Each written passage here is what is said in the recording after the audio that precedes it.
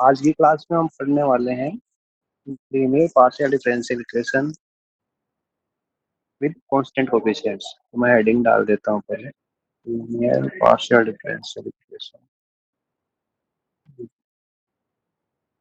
Constant coefficients. अभी तक हमने क्या पढ़ा है? हमने पार्शियल डिफरेंशियल इक्वेशन में हमने first order partial differential equation सिर्फ पढ़।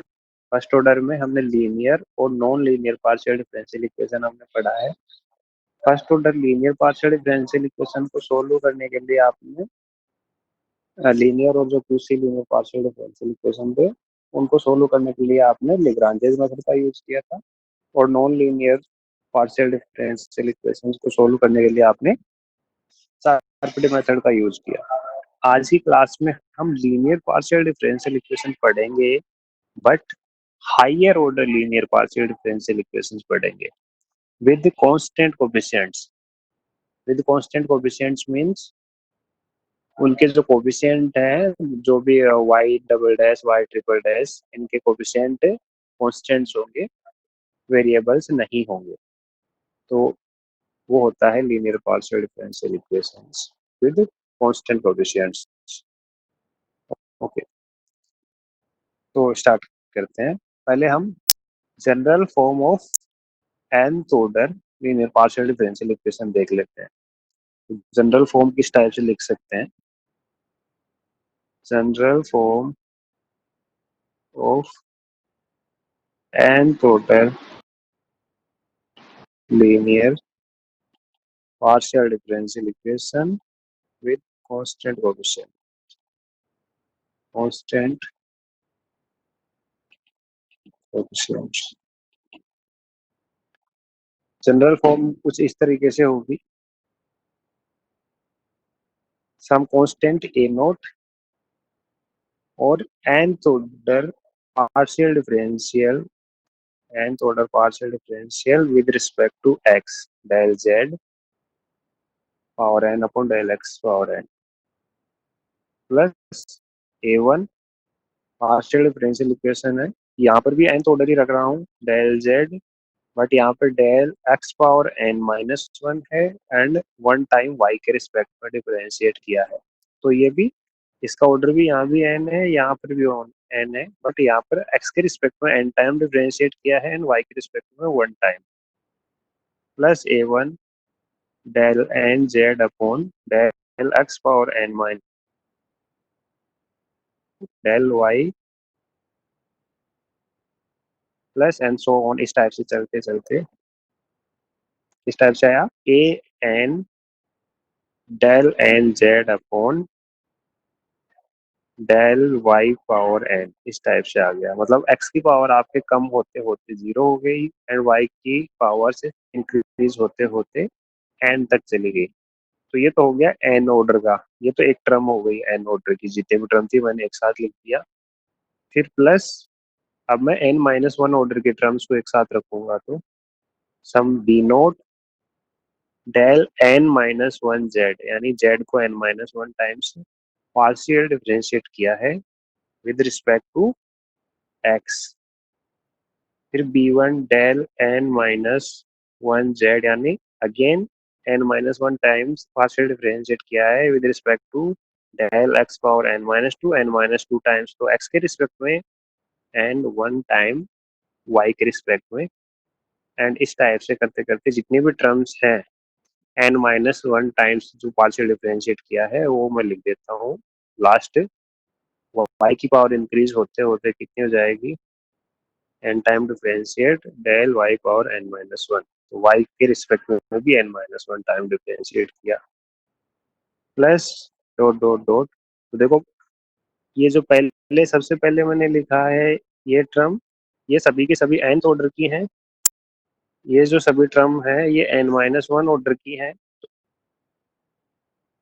तो इस टाइप से ऑर्डर कम होते जा रहा है एंड इस टाइप से कम होते होते ऑर्डर टू आएगा, वन आएगा, इस टाइप से आएगा। तो अब इसका आगे प्लस डॉट डॉट डॉट करके ऑर्डर वन का लिखने वाला हूँ मैं, some K naught del Z upon del X, X के रिस्पेक्ट में किया, ऑर्डर वन यही आया, A1 del Z del Y के रिस्पेक्ट में plus some constant M naught into Z, अब एक बार भी डिफरेंशिएट नहीं है, is equal to right side में some function of X comma Y. तो ये है general form of nth order linear partial differential equations. तो ये देखने में थोड़ा सा कॉम्प्लिकेटेड से लग रहा है, तो इसको दिखने में थोड़ा सा आसान करने के लिए हम कुछ टर्म्स यहाँ पे नोटेशन के रूप में लिखना चाहूंगा। तो नोटेशंस कुछ मैं लिख देता हूँ आपके पास में। तो हमेशा जब भी आप कैपिटल डी देखोगे तो उसका मतलब होना चाहिए del upon del x, and जब भी D excuse dash me sir, देखेंगे, यस। हाँ स्क्रीन आ बोलो रहा है क्या लेकिन डाउट है। आपका आवाज आ रहा है लेकिन स्क्रीन नहीं दिख रहा सर। किसी और को सर, किसी और को दिख रहा है क्या स्क्रीन? हाँ दिख रहा हाँ है। बताओ भाई, कोई सबको दिख दिख रहा रहा है, है सर। नेटवर्क प्रॉब्लम शायद तुम्हारा। Okay sir. ठीक है चलो कंटिन्यू करते हैं। जब भी आपको डी डैश जब भी कहीं कहीं पर भी दिखाई दे तो उसका मतलब होना चाहिए डेल अपॉन डेल वाई। अगर डी स्क्वायर है तो उसका मतलब होना चाहिए del square upon del x square, and D dash square हो तो उसका मतलब होना चाहिए del square upon del y square, and so on.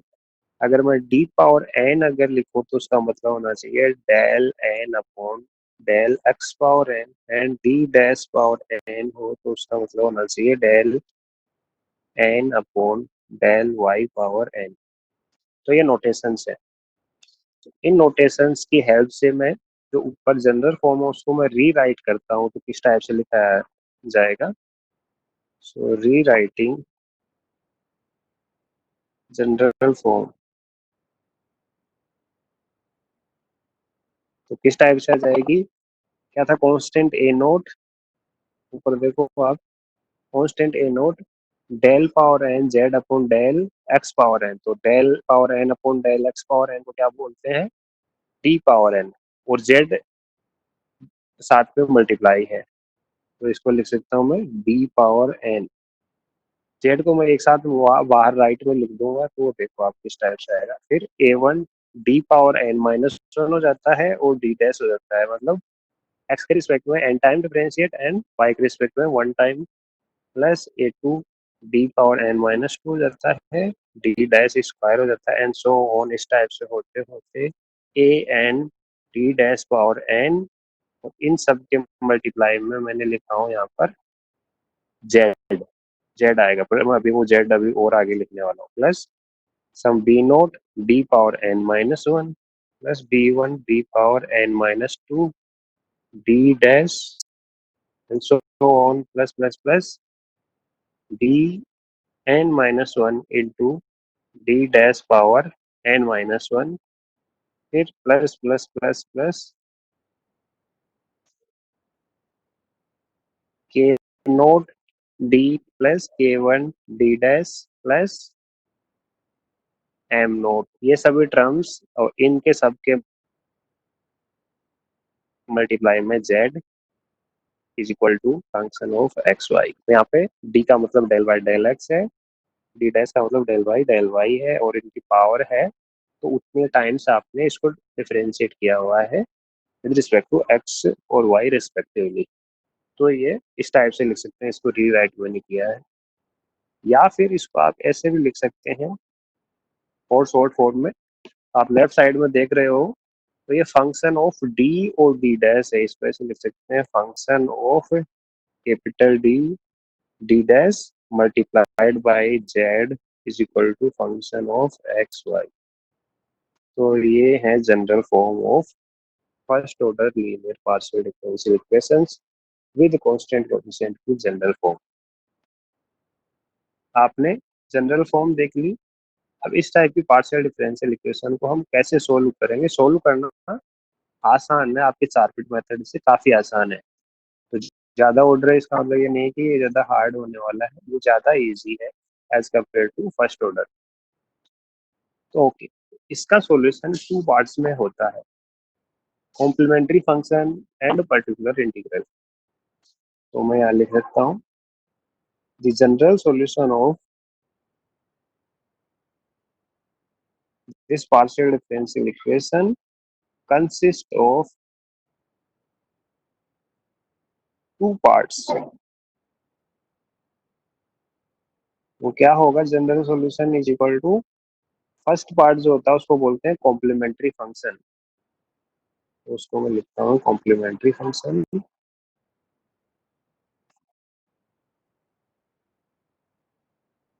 Plus दूसरा जो पार्ट होता है वो पर्टिकुलर इंटीग्रल होता है, पर्टिकुलर इंटीग्रल। इसको मैं इस टाइप से भी लिखता हूँ, general solution is equal to complementary function को C F plus particular integral को पी आई से भी डिनोट करता हूँ।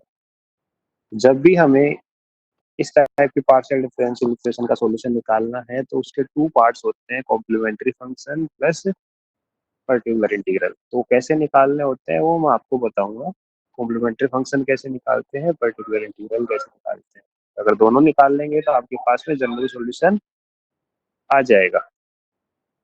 तो कॉम्प्लीमेंट्री फंक्शन कैसे निकालते हैं पहले उसकी बात करते हैं। तो the complementary function is obtained, ये कब मिलता है, अगर हम जो पार्शियल डिफरेंशियल इक्वेशन आपको दिया हुआ है इसमें जो राइट साइड की जो टर्म है एफ ऑफ एक्स वाई, इसको अगर मैं जीरो पुट कर दूंगा, यानी f of D D dash into z is equal to अगर जीरो, इस पार्शियल डिफरेंशियल इक्वेशन को अगर मैं सोल्व करता हूँ तब उसको जो सॉल्यूशन मिलेगा उसको कॉम्प्लीमेंट्री फंक्शन बोलते हैं। तो वही मैं लिखने वाला हूँ, the complementary function is obtained when we solve homogeneous equation F D D dash into z is equal to zero. Homogeneous किसको बोलते हैं, यहाँ पर एक टर्म आई है होमोजीनियस इक्वेशन। होमोजीनियस इक्वेशन वो होती है, ऐसी पार्शियल डिफरेंशियल इक्वेशन होता है जिसका राइट हैंड साइड का यानी फंक्शन ऑफ एक्स वाई जो पार्ट है वो जीरो हो, तो ऐसी पार्शियल डिफरेंशियल इक्वेशन को होमोजीनियस पार्शियल डिफरेंशियल इक्वेशन बोलते हैं। नाउ यहाँ पे होमोजीनियस पार्शियल डिफरेंशियल इक्वेशन को पहले सोल्व करेंगे, फिर नॉन होमोजीनियस यानी function of x y not equal to zero उसको हम बाद में सोल्व करेंगे। तो सबसे पहले मैं यहाँ पे हेडिंग डालना चाहूंगा, nth order homogeneous linear partial differential equation with constant coefficients.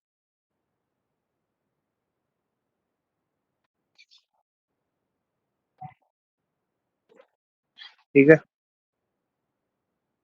nth order यानी जिसका ऑर्डर n है, होमोजेनियस यानी जिसमें फंक्शन ऑफ एक्स वाई जो राइट साइड में है वो जीरो है, लीनियर, लीनियर का मतलब अगर कोई भी जेड का यानी डिपेंडेंट वेरिएबल का फंक्शन है उसका स्क्वायर नहीं होना चाहिए, या फिर डिपेंडेंट वेरिएबल से डिपेंडेंट वेरिएबल मल्टीप्लाई नहीं होना चाहिए।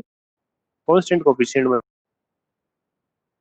मतलब जिसके जो कोएफिशिएंट है डिपेंडेंट वेरिएबल के वो कांस्टेंट होने चाहिए, वेरिएबल एक्स या वाई नहीं होने चाहिए। तो पहले होमोजीनियस की मैं डेफिनेशन लिख देता हूँ यहाँ पे, होमोजीनियस पार्शियल डिफरेंशियल इक्वेशन।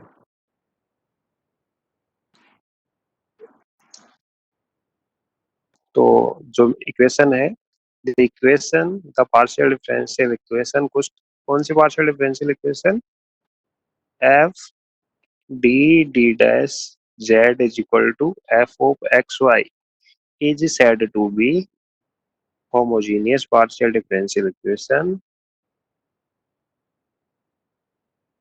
कब, इफ जो फंक्शन ऑफ एक्स वाई है अगर ये जीरो आपको आपके पास में है तब वो partial differential equation homogeneous partial differential equation होगी। राइट, तो आपने जनरल फॉर्म देखी, जनरल फॉर्म में आप देख रहे हैं कि राइट साइड में फंक्शन ऑफ एक्स वाई आपको गिवन है, अगर वो जीरो है तो उसको होमोजेनियस पार्शियल डिफरेंशियल इक्वेशन बोलते हैं। ठीक है, तो आपके पास में ये पार्शियल डिफरेंशियल इक्वेशन है अभी के लिए f D D dash Z is equal to 0। ये आपकी होमोजेनियस पार्शियल डिफरेंशियल इक्वेशन। इस होमोजेनियस पार्शियल डिफरेंशियल इक्वेशन के अंदर इसको बोलते हैं, जो एफ डी डी डैश है, इसको बोलते हैं डिफरेंशियल ऑपरेटर। ठीक है ना। डिफरेंशियल ऑपरेटर क्यों बोल रहे हैं कि इसके अंदर सिर्फ डिफरेंशिएशन की टर्म्स हैं, या तो एक्स के रिस्पेक्ट में या फिर वाई के रिस्पेक्ट में। ये है डिफरेंशियल ऑपरेटर।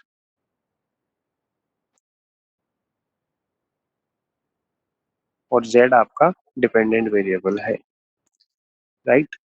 अब ये जो डिफरेंशियल ऑपरेटर है, यानी ये फंक्शन है जिसमें डी और डी डैश इसमें वेरिएबल है, इस टाइप से आप समझो। तो ये या तो रिड्यूसिबल या फिर इरिड्यूसिबल है। रिड्यूसिबल क्या होता है, इरिड्यूसिबल क्या होता है? रिड्यूसिबल का मतलब ये होता है कि जैसे फॉर एग्जांपल अगर मैं कोई पॉलिनोमियल आपको बताता हूँ, अगर मैं कहूँ आपके पास में सम एफ ऑफ एक्स वाई, या फिर यहाँ पे एक्स वाई की जगह पे डी डी डैश है, तो F of D D dash अगर आप मैं कहूँ आपके पास में इस हिसाब से है D square plus three D D dash plus some, या फिर two D D dash plus D dash square, इस टाइप से है, राइट। तो ये रिड्यूसिबल होने का मतलब ये है कि इसको आप ब्रेक कर सकते हैं, ठीक है ना। यानी लीनियर ऑर्डर में आप इसको ब्रेक कर सकते हैं। मतलब किस टाइप से लिख सकते हैं इसको, आप ऐसे भी लिख सकते हैं D plus D dash into D plus D dash लिख सकते हैं, ठीक है ना। तो आपने इसको ब्रेक कर दिया, देखो ये भी लीनियर है, ये भी लीनियर है। लीनियर मतलब एक बार डिफरेंशिएशन की हुआ है इसका, ठीक है ना। लीनियर टर्म में आपने ब्रेक किया है। और आपके पास में किस टाइप से डिफरेंशियल इक्वेशन है, या फिर मैं इसका डेफिनेशन अलग से दे देता हूँ आपके पास में। रिड्यूसिबल क्या होती है और रिड्यूसिबल क्या होता है, पहले रिड्यूसिबल और इरिड्यूसिबल की डेफिनेशन मैं आपको देता हूँ। कोई function f of x y is said to be reducible reducible if, जो आपको f of x y can be written as, कैसे लिखा जा सकता है एफ ऑफ एक्स वाई को, इस टाइप से f of x y is equal to some a1x plus b1y plus c multiplied by a2x plus b2y plus c2 multiplied by and so on anx plus bny plus cn। यानी आप linear factor के multiply के रूप में अगर आप लिख पाए तो ऐसे एफ ऑफ एक्स वाई को हम बोलते हैं रिड्यूसिबल। और अगर इस टाइप से अगर नहीं लिख पाए तो वो irreducible. And if it cannot be written like this, written in this form, then f of xy is irreducible। ठीक है। तो f of xy की जगह पे हमारे को मिलेंगे यहाँ पे d d डैश मिलेगा, ठीक है ना, क्योंकि हमारे पास capital function f d d dash है, ठीक है ना। तो capital function f d d dash में अगर मैं डेफिनेशन की बात करूंगा तो क्या होगा, f d d डैश इज said to be reducible if आपका एफ डी डैश किस टाइप से होगा, f D D dash is equal to some a1 D plus a2 D dash, x की जगह पर डी लिखा हूँ, वाई की जगह पर डी डैश लिखा हूँ, यहाँ पे b1 लिख देता हूँ, b1 D dash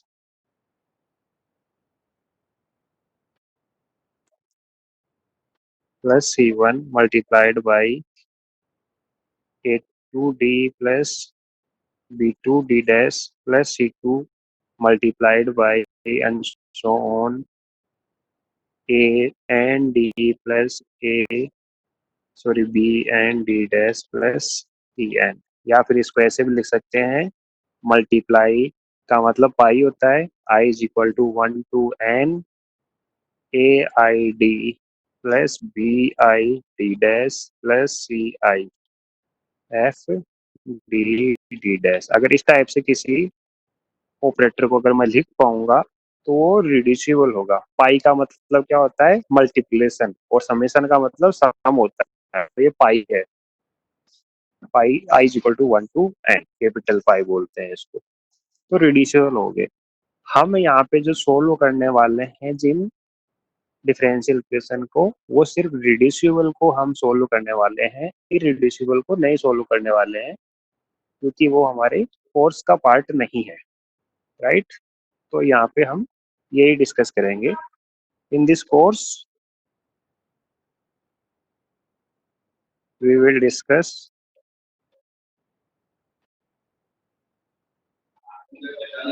only irreducible type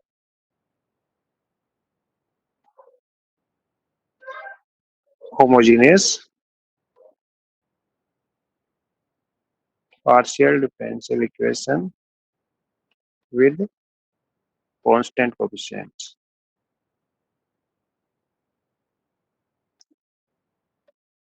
homogeneous linear भी लिख देता हूँ, लीनियर ऑफ कोर्स। इस टाइप से कोई भी पार्शियल डिफरेंशियल इक्वेशन है उनको हम डिस्कस करने वाले हैं। नाउ आपने देख लिया कोई ऑपरेटर रिड्यूसिबल कब होता है, ये आपने देख लिया। अब आपको सॉल्यूशन कैसे लिखना है उसको के ऊपर आपको ध्यान देना है। तो अगर अलग अलग फैक्टर हैं, आपने इसको इस टाइप से लिखा है एफ डी डी डैश को, अगर आपने पहले इस टाइप से लिखना है आपको I is equal to 1 to N, मैं एक साथ लिख रहा हूँ यहाँ पे A I T B I D dash plus C I, इस टाइप से। तो आपके पास में फैक्टर किस टाइप से होंगे? फैक्टर्स आर इस टाइप से जो है वो A I D plus B I D dash plus C I, ये सभी अलग अलग फैक्टर हैं, लीनियर फैक्टर है, ठीक है। अब इस एक अलग अलग फैक्टर के हम सॉल्यूशन निकालेंगे, राइट, और उन सभी सॉल्यूशंस को मैं ऐड कर दूंगा, तो वो हो जाएगा आपका कॉम्प्लीमेंट्री फंक्शन। इस टाइप से आपको निकालना है। तो ये जो फैक्टर एक फैक्टर है उसका सॉल्यूशन किस टाइप से निकालना होगा? इसका सॉल्यूशन होगा then solution of this factor इस किस टाइप से होगा? z इज इक्वल टू, ध्यान दो, z इज इक्वल टू किस टाइप से होगा? e power minus C I upon A I into X, E power minus C I upon A I into X. सिर्फ फॉर्मूला याद रखना है आपको, A I Y minus B I X, provided जो आपका ए आई है वो जीरो नहीं होना चाहिए। ए आई जीरो क्यों नहीं होना चाहिए? क्योंकि सी आई अपॉन ए आई है फॉर्मूले में, देखोगे, क्योंकि ए आई जीरो हो जाएगा तो ई पावर माइनस इनफाइनाइट हो जाएगा, तो वो वाला केस हमें नहीं चाहिए, ठीक है ना। ए आई नॉन जीरो होना चाहिए। सपोज आप कह रहे हो कि ए आई नॉन जीरो होना चाहिए, अगर किसी टर्म में ए आई जीरो आ गया देन आप क्या करोगे? देन हमारे पास दूसरा फॉर्मूला है, आपको ये फॉर्मूला नहीं लगाना है। तब आपको लगाना है z is equal to e power minus C I upon b i लिखना है आपको।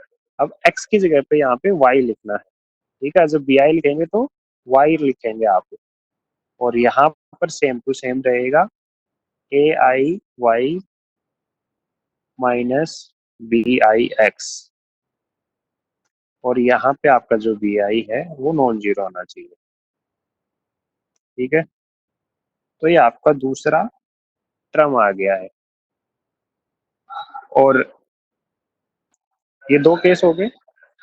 और अगर आपका ए और बी नॉन जीरो है और सी अगर जीरो है, सपोज सी जीरो है, ए और बी नॉन जीरो, अगर सी जीरो है तो क्या करेंगे? जेड इज इक्वल टू क्या बन जाएगा? ऊपर वाले दोनों फॉर्मूले में से किसी में भी सी को जीरो रखोगे तो ई पावर जीरो वन होता है, तो वो बन जाएगा function of A I Y minus B I x. और मैं अपने आप को करेक्ट करना चाहूंगा, ऊपर जो आपने दोनों में लिखा है ये फंक्शन ऑफ है, ये फाई ऑफ, ठीक है ना, function of A I Y minus B I X है, function of B I A I Y minus B I X है दोनों में, ठीक है। तो मैं खुद को करेक्ट किया हूँ। तो ये आपके पास में केस है, कभी भी आपके पास में इस टाइप से नहीं आएगा कि ए आई और बी आई दोनों एक साथ में जीरो हो। ऐसा केस आपके पास कभी भी नहीं आएगा। क्यों नहीं आएगा? क्योंकि अगर ए आई और बी आई दोनों जीरो हो गए, सपोज मैं कहूँ कि ए आई और बी आई दोनों जीरो हो गए, तो इधर देखो ये था ना हमारा पार्शियल डिफरेंशियल इक्वेशन का factor, A I D plus B I D dash plus C I.